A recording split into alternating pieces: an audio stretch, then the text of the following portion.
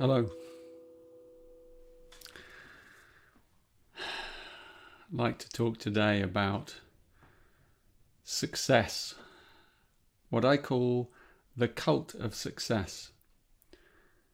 And I'd like to dismantle some of the myths around the cult of success. And this is in the framework of prosperity. You know, in my teaching with the Gene Keys, I have a teaching called the Pearl, and the Pearl is about the true nature of prosperity, and it redefines for us as individuals, but also for the whole of humanity, what prosperity truly is. Because we've been, tricked, duped, distracted from the true nature of prosperity, and it's quite a thing to dismantle it. So let's get stuck in. Think about, I often say from these teachings of the Pearl, think about yourself at the end of your life, and then you're looking back over your life and you're thinking, what has mattered the most to me, and what have I really got to show for my life? And you might assume that you're going to think in terms of achievement. What have I achieved?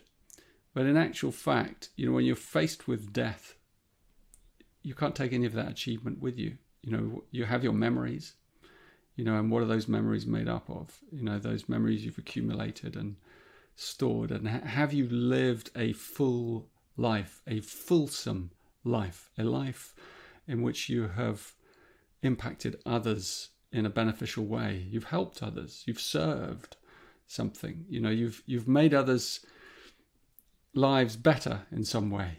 That these are the kind of things that really are essential when we get right down to it. And also, have you had time to really be with the world? Have you had time to connect with those you love and really build friendships? And have you given time to that? Have you given as much time as possible to being outdoors or enjoying the beauty of the world and enjoying your own company, and being at peace?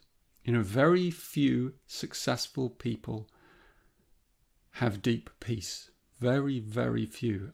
I don't believe I've ever met one. And I've been around in the world a lot.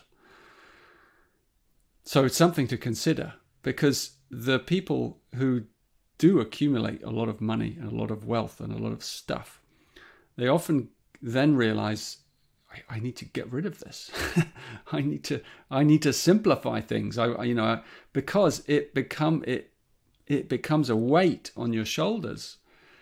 Managing all that, even if you pay someone else to do it, you then have to worry about them, and you're it's no end of complexities you're creating for yourself. So many of us, especially the younger ones among us, are really we're being very strongly conditioned that we need to be successful, or what the world considers as successful, and the world considers success as some form of achievement.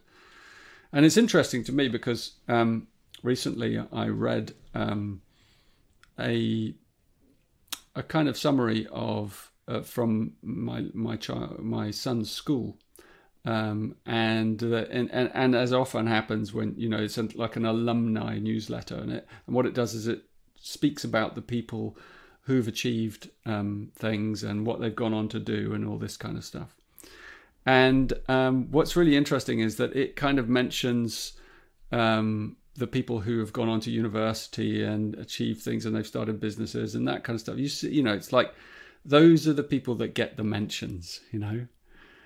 The people that are just living simple kind of lives, and they're happy, or maybe they've got married and they have a child, but they're living, those people aren't often mentioned, because it's not news to people. But actually, those people are often, not always, but often quite contented, and I'm really thinking of this wonderful quote also by Thomas Merton, Catholic monk and inspirational spiritual teacher and writer. His advice to his students was, be anything you like. Be madman, be drunks, be bastards of every shape and form, but at all costs avoid one thing: success. And I love that. I love that. The fact that our planet doesn't need more successful people. What is a successful person? I mean, you have to define that for yourself, but what the planet really needs is contemplatives, lovers,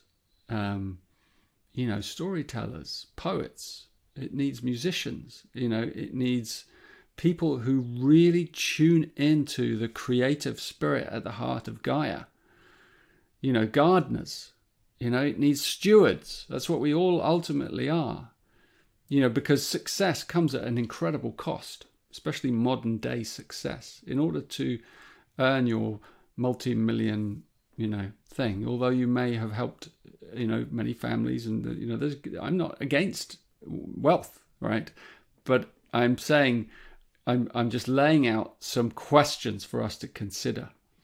So along the way, there's a lot of resources that are consumed in the pursuit of success and wealth. An awful lot of resources are consumed, and being used in order for us to climb up and be at that point of, here's my success, material success. So we have to really think carefully about what does success really mean? I mean, Thomas Merton really, he didn't clarify particularly what he meant by that, but that's a powerful thing for a powerful man to say, a wise man. Yeah, so these are things I'd like us all to consider. Like, what is it that, makes your life, a success, a true success? Is it that, material wealth? Is that, we know that doesn't make us any happier. We know that it doesn't buy us time. We think it's going to buy us time, but it doesn't. It ends up costing us time, huge amounts of time. And imagine what that time could have been spent doing. For some people it's wonderful. They get very fulfilled by it. Yes.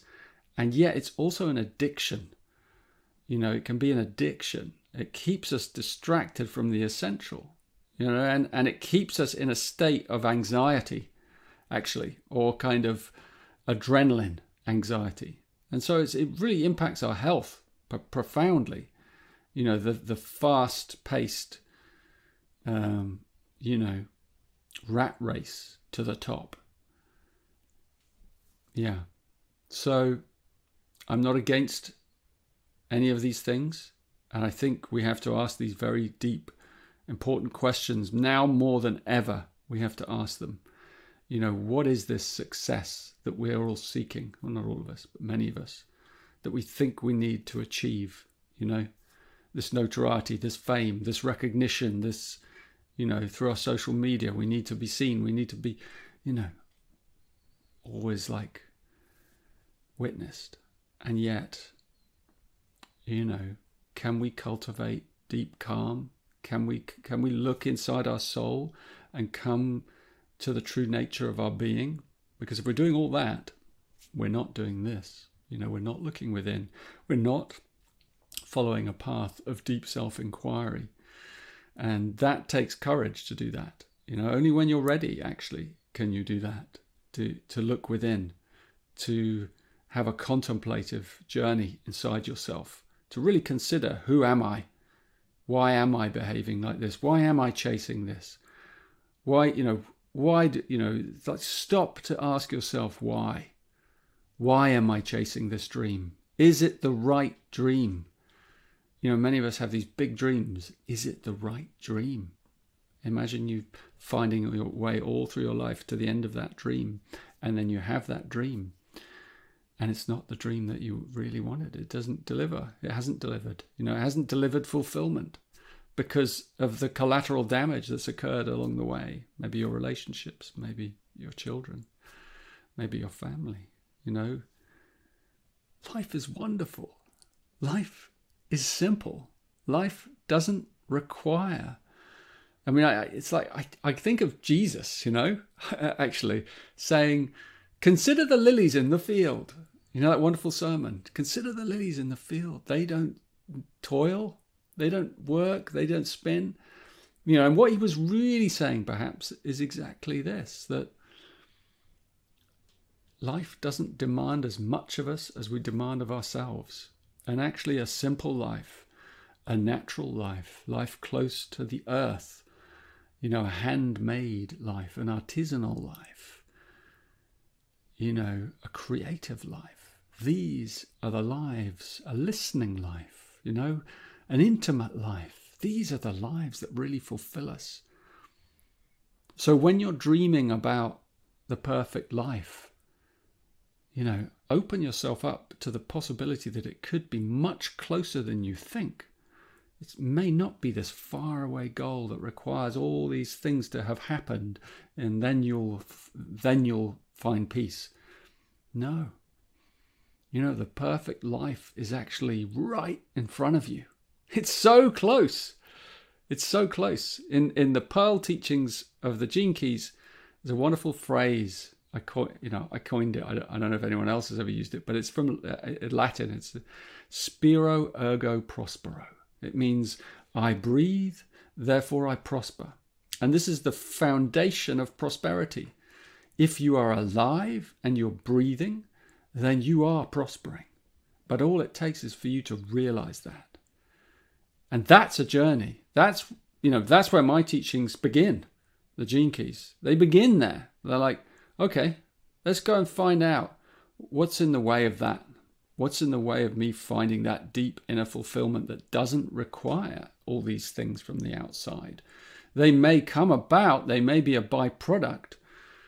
In a way, if you do attain success, it kind of ought to have come as a mistake.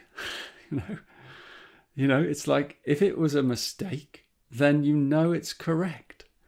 If you've gone ahead and planned it all out and mapped it, I don't think it's going to deliver fulfillment to you. The fulfillment has to come first. And if that material success follows the fulfillment, if that's your karma, your dharma, if that's your destiny, then wonderful. It can't change the fulfillment, whether you have it or you don't have it.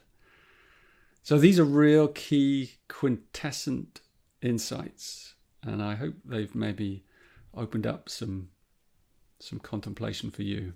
And if you're interested, come and explore the Pearl teachings. They're an amazing journey into these same insights, and as are all the Gene Keys teachings. So, thank you for being open to hear me today.